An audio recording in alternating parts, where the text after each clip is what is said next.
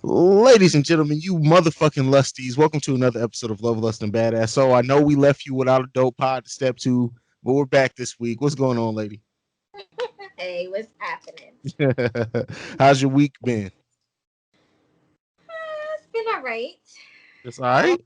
I'm not complaining this week. You're not complaining. All right, cool. Fair enough. Fair enough. No, I know you got a lot of shit going on. We've talked I about do. off air, but we're gonna get that shit together. Don't even worry about that. Yeah. Um At this point, I want to just shut everything down and take a break. Well, you may need to. Have you like seriously? Maybe you need to take a week from everything and just regroup yourself. Yes, we'll talk about that. You're an entrepreneur out here. We need you. Sometimes you need to take a break. Ain't nothing wrong with that. a good, nice, long, relaxing break. Get some head. You know how it go. I mean, that don't hurt. I always say That like helps. my saying is the right combination of wings, tequila, and head will solve everything. It's just I'm gonna say crabs and head. okay. Okay. I Love know me my crabs. crabs are like wing for you what wings are for me, so that's fair enough. Well, we got some topics, we got some letters. We're gonna have a great show planned for you guys today. You ready to get into the topics? Sure. All right, first topic that we got. Uh, um, so this one made its rounds around social media about a week ago. It was actually on the news as well. And we'll see where we go with this conversation with it. But a man shot his doctor after he was getting a prostate exam, and this is a thing. It's called milking the prostate. It actually does happen, and the prostate exam made him come. So he then shot the doctor. I don't know. Obviously, he couldn't have been right afterwards. I don't know if he like waited for him afterwards. But I think this does a whole thing on highlighting the fact that men don't really understand their bodies, and then like to be so self-conscious about like who you are, that a medical situation, something that can happen, makes you come and you so like you're so fearful of like I guess being labeled as gay, you shoot your doctor. Like, what do you think of this lady? I I didn't think it was a real story. I was like, who the hell? What the hell? Why the hell? Um, but after reading it, it just seems like well, they said he hated homosexuals, and apparently this man associated coming from having his prostate checked as a homosexual act, which is why he shot the doctor in the chest twice. Crazy story. People need to understand, like, legit, when if you were to donate sperm, right, and you have a hard time climaxing or whatever, getting erect from the porn that they provide, they can milk the prostate, which is this exact same process. So it's like, dude, like you got to be dealing with some real underlined homosexual fears for you to for it to escalate like this. I didn't know they do that when you go donate sperm. They don't. It's not like a standard process. They can do it if you need help. They can do it. It's not like every time you walk in and donate sperm, they're sticking their finger against your prostate. No, it's not. It's not that, but it can happen. I mean, so what do you think about the fact? And I know we've joked around, talked about your peppermint ass eating, and we've cracked jokes, but seriously, the male G spot is apparently the prostate. It's in the prostate. I've never had my prostate stimulated, but like, what do you think about the men who have like fears over their sexuality being questioned because of it? What do you think about it? I think it's stupid. I feel like people are so homophobic and so like everything is labeled gay these days. Everything, no matter what it is, even if it's not, if it doesn't seem manly enough, if it's something that a woman may do more than a man might do, they always label it as gay. Everything is not gay. And like I always say, any sex between a man and a woman It's is not gay. not Period. gay.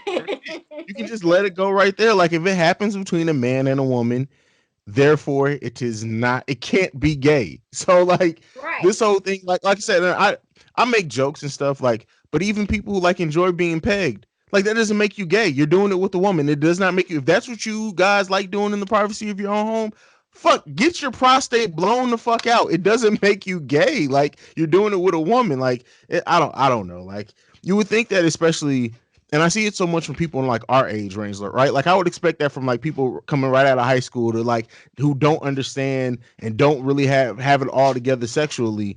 But like these are coming from 30, 40-year old people who just don't understand that anything that happens between a man and a woman is not gay. It's ridiculous. Shit's crazy, man. Yeah, and in this instance with the article, it's a medical procedure. So Yeah. it's not, again, it's not gay. Even if you're a male and you have a male doctor, it's still not considered gay. It's a medical procedure to check and make sure that everything is okay. He's not doing it for sexual pleasure. Exactly. It's a physical reaction that happens involuntarily. It's not saying you get turned on. Like we shouldn't have to explain this to the age range that of people who can listen to this podcast. We just shouldn't. But it is what it is. We live in 2020 where people are just. I just. I get completely thrown off guard by like some of the stuff people like I said, in our age range still have views on with relationships and shit. Like not even counting the Twitter back and forth I was in last week or whatever, but just like we have a Facebook group. I'm in other Facebook groups and like seeing some of the stuff and comments that people make, and these like old ass men with salt and pepper beards, and it's like, how do you not get this? How do you not understand certain things? But everybody isn't involved, I guess. Yeah, they're a little slow. They're not up to date with everything that's happening at all. And then men see sex as so much. They see it as just pleasure for them a lot of times, and not the woman too. So again, anything that they feel like they may do to a woman or they want to do to a woman, they consider gay if it's done on themselves. It's Yeah. very weird. Hopefully people grow up. But let's move into topic number two. This one is, would you consider this a meme? I don't know. This is a little post that I pulled from social media. This one is why men don't marry. And it's cut off, but this is I'm gonna read it. What exactly does marriage offer men today? Men know there's a good chance that they'll lose their friends, their respect, their space, their sex life, their money, and if it all goes wrong, their family. Says Helen Smith, a PhD and author of Men on Strike. They don't want to enter into a legal contract with someone who could effectively take half their savings, pension, property when the honeymoon period is over. Men aren't wimping out by staying unmarried or being commitment phobes. They're being smart. Unlike women, men lose all power after they say I do. The masculinity dies too. That shit is fucking bullshit. Like Yeah, I I don't agree. listen, the fact that it's a woman writing this too is just like who hurt you? Like or who hurt your son? Maybe it's like because to me to say that men give up the power the moment they say I do, I don't believe in that. And this goes back to like some of the stuff that I talk about with like BDSM. Like part of being dominant, being in control of it, is having the ability to relinquish it and trust. Like this, if you feel like you're giving up all your power just because you say I do, and you're constantly being fearful of losing your family, losing half your possessions, whatever. Why the fuck are you getting married in the first place? Like you clearly aren't going into it with the right mind. What do you think, lady? I think it's BS. Do you know how many men get elevated once they get married? Like, you do so much better in life and business, with your emotions, with your mental, with your health. Like, if you marry the right person, and not just anybody, if you marry the right person, y'all will elevate each other. You shouldn't lose out on any of this shit, especially the respect. Like, how does And respect leave because you friends, got like married? friends. Listen, How? this Sex this to life? me just says and highlights the fact that people are getting married for the wrong fucking reasons. If this is everything that Mhm. people are losing getting into marriages, that lets you know that people aren't taking marriages seriously as they need to anymore. But on top of that, people are just rushing to get married. Like people are rushing into relationships, which then goes into rushed marriages, which then 5 8 years later leads to motherfuckers being ready to kill each other and die and being stressed the hell out. And then they want to blame marriage as a whole. No, blame your choices. Blame the fact that you didn't do your due diligence and find somebody who was meant for you. Blame the fact that you were being lonely and you settled for the first motherfucker who came around rather than somebody who actually added to you. We got to stop blaming the ideal of marriage on why marriages go wrong. Marriage itself doesn't make marriage go wrong. People make marriages go wrong. People have to be more accountable for their decisions. That's a fact. That's all it is. Be accountable for your decisions. Marriage is not a bad thing. Marriage is not a negative thing. Marriage is not a scary thing. Marriage can be beautiful when it's done right with the right person. And you still run into those people who feel like, um, and I hate to admit this, right? Because again, this is me being in groups and I have discussions with other men that there are still men, and I'm sure women too, that think that once they get married, all it means is they're going to have sex every day and somebody to cook and clean for them. And it's like, if that's what you think is going to make a marriage, you got you got 36 months tops, fam. Tops. It's that. That's at the high level. Really, ideally, you probably got about 8 to 14 months if we just being 100% real. Because that honeymoon period wears off really quick. And nowadays, especially because of like it was different. The honeymoon period lasted longer when people had traditional roles, and the fact that like the woman just stayed at home, take care of the kids, and the men went to work because there was a clear delineation and they didn't spend a lot of time together. But now that women, rightfully so, are having careers and doing everything, and now men and women are having to split so much that motherfuckers are getting fed up or realizing that it ain't all peaches and cream 3 months into a marriage, 90 days. Like I think I read something before that there have been more divorces within 90 to 120 days in the last 3 years than any other period in history, which makes sense when you think about how the people maneuver through relationships nowadays. That's crazy. 120 days? 120 days. Can you imagine that? 100, 100, like shit. That means it's like your courting period of getting to know, like, and that doesn't mean you don't become exclusive, but before you even get to the point of thinking about marriage should be longer than that. So you mean to tell me that marriages are lasting less than courting? That shit's crazy. We need help in society. But it's a double-edged sword though, because you got some people that have known each other for that amount of time or less and got married, and they've been married for 30, 40, 50 years. Yeah, I mean, so still comes but down to accountability.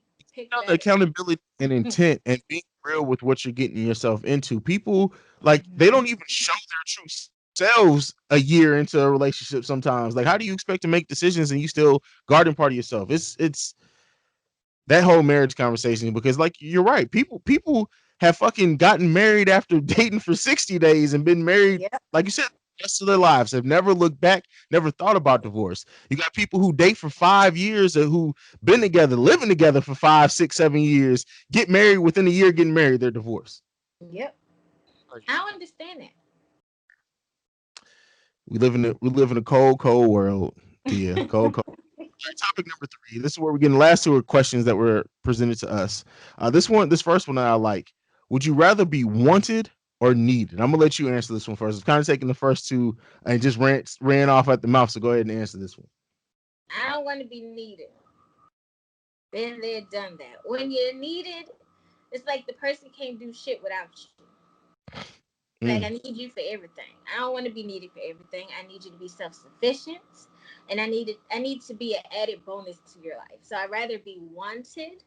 I need you to be able to do everything you need to do on your own, and just want me. I don't want you to need me. Mm-hmm. Yeah, no. I Too don't much want pressure. Come with too much. neither. I want to be appreciated. If you appreciate me, then those other things kind of come with it. If you That's not the option. no, Wanted or needed. I'm good with you. Listen, I listen. One Wanting somebody is the easiest thing in the world, and like that's why I would never if I just had to choose between the two. It's like I don't know. I really don't know. I can't answer because I don't want to be wanted, because people who don't know you can say that they want you, right? Or you can want the idea of somebody and not want them. I don't want to be wanted. I definitely don't want to be needed, because again, I've said this before on a different topic though. But if you need me, hell, there are days where I can't keep myself together. And if you need me to stay together, we finna be fucked up. Oh Lord. That's But funny. I'm good on both of them. I'm good on both of those. Last one. This is the question and answer segment of our emails. What do you find is the most difficult thing about establishing a relationship?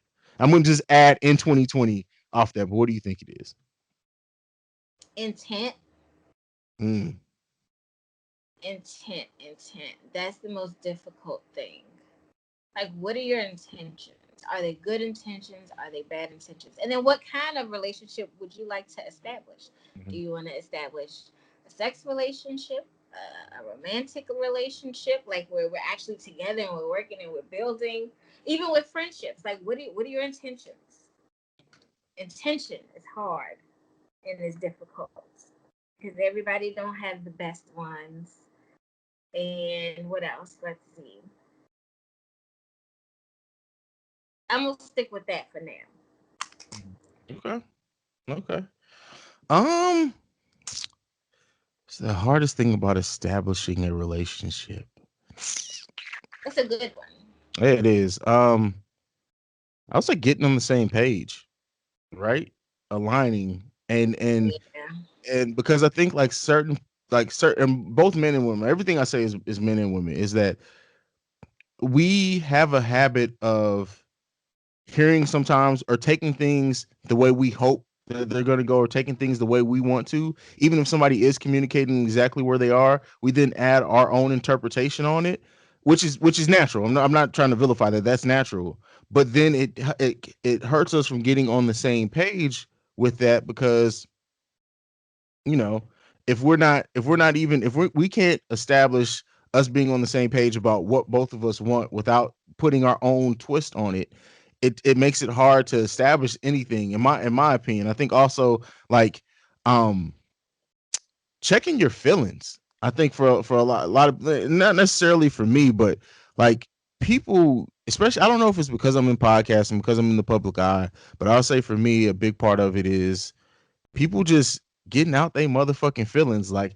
you would be surprised how often who's this leaving hearts under your thing? Like, what the fuck? Do you think I know everybody who follows me? I got a podcast that gets 3,000 listens damn near a week. You think I know everybody who fucking follows me personally? No. Like, that's the type of shit that I don't have. Like, I don't have. I guess Let me answer it truthfully. Then, what's the most difficult thing for me is finding the motherfucker who I'm willing to be patient with their bullshit because I just don't have just real talk.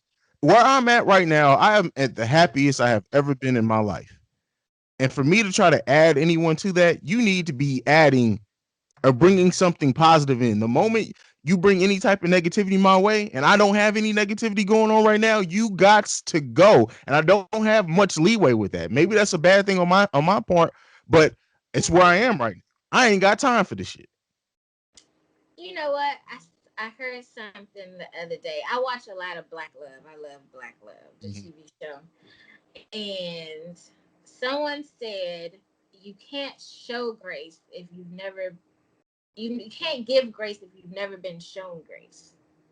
That's bullshit. I don't think so. It is because we've all received grace in one way or another. Grace isn't something that no one has not experienced. Everyone has experienced some form of grace. Just us making it to our life, and we're both religious. We've all received grace at some Oh, point. in the relationship aspect, not everyone has been shown grace. Some people have a very low BS tolerance, So okay, like so you. that's one of those things that's the chicken before the egg, right? Because okay, so if we're all saying we have to be shown grace first to understand it.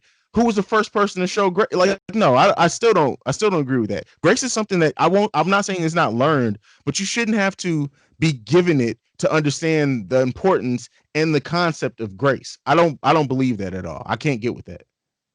Yeah. So I mean, more power to people who do. I'm not.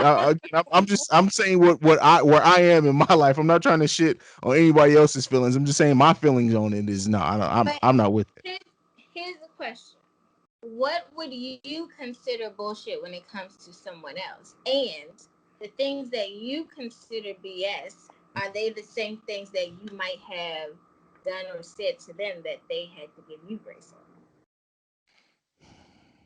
Because you make it seem like I know my patience is low, Hmm. but you're making it seem like you don't have no patience, like at all. No, I do. It's just certain shit that I'm not gonna deal with. I have patience with. You have to have patience. Like fuck, I'm a father. I got patience with certain things. Yeah, but with kids and adults, it's different. But you would think, but in 2020, it's not. Like hell, my damn kids are more emotionally intelligent than most grown-ups I run into. But it's so. I mean, you do have to understand if somebody if somebody does the same shit that you do, and you that's why it's important to know your own faults. A lot of people think that they're blameless in relationships, and then that's why it's hard for them to give grace, because they're walking around thinking everything that went wrong in every relationship was the other person's fault. So there I can understand you not being able to understand how to give grace, because hell, you're not even in touch with your own faults. But I think if we're emotionally intelligent people, grace shouldn't be hard to give to somebody, because we understand that we all have faults. We all have things we have shortcomings in. My thing isn't that if you have a shortcoming and you can admit it, fine, we can work with that. I can work with that all day. But if you have a shortcoming or a trigger or something, and you refuse to admit that it's a trigger, and you keep trying to blame it on every other aspect around you, I can't get you. Got to go, because there's nothing I can do with it. Makes sense. All right, go ahead. That's before we get to our break. Okay, now wait. This first listener question email, you gonna have to read this one. We haven't even gotten to the break yet. I just Oh, asked. I was about to say because Anyway, ladies and gentlemen, she does not have a cookie of the week this week. So before we get into the break, I'm going to give my cookie of the week this week. My cookie of the week is the first underscore lady, my business partner, oh, my friend. thank One, you. one, I truly believe one of my soulmates. And I've said before, not every soulmate is necessarily romantic, but I see what you're doing, and I think that, you know, as somebody who works hard as hell, I recognize the work that you're putting in to build your business, to build your brand, to help build Love, Lust, and Badass Soul back up. We got some shit going on. So because we didn't have a cookie of the week, I can't let a week go by without acknowledging you for the motherfucking beauty and powerhouse of a woman that you are. So my cookie of the Thank week you. is Tia, my Thank partner. you. So Thank you. Aren't you sweet? we're gonna go You're ahead. We're gonna gonna get. have to get you some pretty toes in your inbox Thank today. you. I've been But we're gonna go ahead. We're gonna get first look. Come back. We got listener submitted emails that we're gonna answer. We'll be right back after this. Yeah, you're gonna have to read this. Which one? The first The one? first one, because all these TPVs and shit that That's cool. gonna throw me off. Cool. All right, let's do it. Back after break. We're getting into your emails. We got some crazy ones this week. The first one, the title of this one is "My wife's best friend is cheating on her husband with his best friend. Would I be in the wrong for exposing it to her husband?" Bam, this is how it starts off, right? The actual email. Already crazy, I know. All these people are in my friend circle too. To make it easier to understand, T is the wife's best friend, P is her husband, and V her husband's best friend. I think you got that. All right, T and P 2 years ago. The relationship has been a shambles since before they got married. Wife was a matron of honor at T and P's wedding. No kids together, but T has kids from a previous relationship.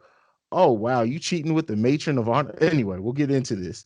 Uh, T has been cheating on P for at least 6 months until recently, when V blocked her on all platforms and cut contacts after beginning to date a girl. She's not in our friend circle and almost the mortal enemy of T. Now T has started to spout off about the affair to not only the wife but now her sister. Not because T feels guilty, but because she caught feelings and feels hurt that V cut her out. When asked about coming clean to P, T continues to change the focus about how she's the victim with V. Of course, my wife and T's sister keep telling her what she's doing to P is just wrong and she should come clean to P. I've already talked to V about what he's lost respect for me, and this is just before he blocked her. It just pisses me off that P consistently gets the short end of the stick in every aspect. Should I tell P about the affair? Okay, so P and T are married. V is the best friend. Okay, I think I got what's going on here. Oh God. have a husband, a wife that's cheating with the husband's best friend. Let's just put that all out there. Okay. Do people like, are people asking for clarity because they just don't want to admit it to themselves? Like, you're married, you're cheating, it's wrong. It doesn't matter who the fuck it's with, right? It could be with your best friend. Right. It could be your best friend's best friend. It could be with your cousin, sister, baby cousin, auntie, whatever. It's wrong. You're married. Stop cheating. I don't know. I don't want to keep trying to figure that shit out. All I know is there's no loyalty with anyone anymore. Point blank, period. And to answer his question, would I be wrong for exposing it to her husband? Yes. Mind your business. Mind your motherfucking business. If everybody hangs in the same circle and everybody know but the woman's husband, then eventually he'll find out. And you never know. He might have heard wind of it already. He might not care because he might be cheating on her too. Who knows? But this is too messy. It's too many people involved. The whole fucking group know. I say leave it alone. Ain't Yeah, no point in dragging you and your wife into something that really don't have shit to do with y'all. Just that's mind a your fact. business. That's a motherfucking fact. Say that shit again. Um, yeah. All right. Well, that's it. Let's go ahead and get into the second. Let's go ahead. Go ahead and take it away. He made me the other woman. Should I tell his girlfriend? Why everybody wants to snitch? Mhm. Okay. Last year, I met a guy that lives a few hours down from me. A few houses down from me, sorry. At the time we met, he was in a FWB situation with a friend of mine. I knew he had a girlfriend, but he was adamant that it was an open relationship and his girlfriend knew. Over the last 10 months, he and I have been fuck with buddies. I'm not a gullible person. I knew he was lying to me about some stuff, but I did believe that she knew. Imagine my surprise when she texted me to ask if he and I have ever been physical. I want to be honest, but I also don't want to be responsible for breaking up their family. They just had a baby in May. Should I tell his girlfriend? Man, see, the open relationship shit is funny. Mm. If someone that I'm getting to know tells me that they're in an open relationship, I want your girlfriend or your wife to tell me that you're in an open relationship too. Because I feel like so many people are open to the whole open relationship now that a lot of men use that as leeway to do what the fuck they want. And the women that they're telling it to never gets confirmation, before they do what they do from the woman that he's with. So Well, there's a lot of different forms of open I don't relationships. So know. I understand what you're getting at, but some open relationships are basically the woman saying, "Do whatever you do as long as I don't find out about it." So there, it like, so But that does even exist. then, if I'm the girl that you want to deal with Mm. and your girl gave you the okay, I need to see it in a text message. I need to hear her say it like, because again, so many guys use that shit to do what the fuck they want. I need to know for sure because I never want to be responsible for being Mhm. a homewrecker. But some of it you can't. Again, like I understand in some situations I understand that, but you got to realize that if you're open yourself, if you're even open to the idea of messing with somebody who says they're in an open relationship, you need to realize that there may be a situation in which you may not get that confirmation. That may just not be possible. Like I said, if they have the conversation that she's saying, all right, you could, as long as you don't bring nothing home, you don't get nobody pregnant, and I don't hear about it, I don't care what you do. That's a conversation that happens in a marriage. You may never, there may not be a receipt to show for that. I I'm get just that. saying. I I'm just get it. playing. I'm trying to get it from all I all can't. avenues. I can't do it. So I wouldn't have did Oh it. yeah, and yeah. But but should she tell the girlfriend? I wouldn't. It's not like you love him. You already knew what it was when you started dealing with him. Mm-hmm. You don't have no loyalty to him. You already knew he was fucking with your friend before you started fucking with him. So why does it matter? Why do you want to tell the girlfriend? It just seems like honestly, and I don't like. I know she's the one who written in, but it seems like there's a bit of, well, why didn't you choose me in this? Because my thing is, if you know he was messing with your friend, you then went ahead and fucked him anyway. Why are you surprised that he got with another girl and now you want to be like, it comes off like you just want to be seen, like you want to be acknowledged, and it's like you knew what it was. Like you said, when you met him, he was messing with your friend. So like that right there, you have already crossed the boundary that you shouldn't even be trying to be messy. Yeah, Slim, you're gonna have to take this one on the chin and keep it moving. You ain't no point in saying Yeah. nothing. It's no point. Keep it to yourself. Write in your diary about it.